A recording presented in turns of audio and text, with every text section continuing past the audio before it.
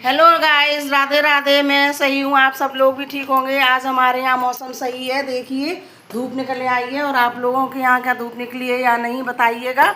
और मैं सो रही थी और मुझे बाहर से आवाज़ आई नाती की अम्मा अम्मा, तो मैं उसे ढूंढने के लिए भागी। अरे ये कहाँ गया कहाँ गया।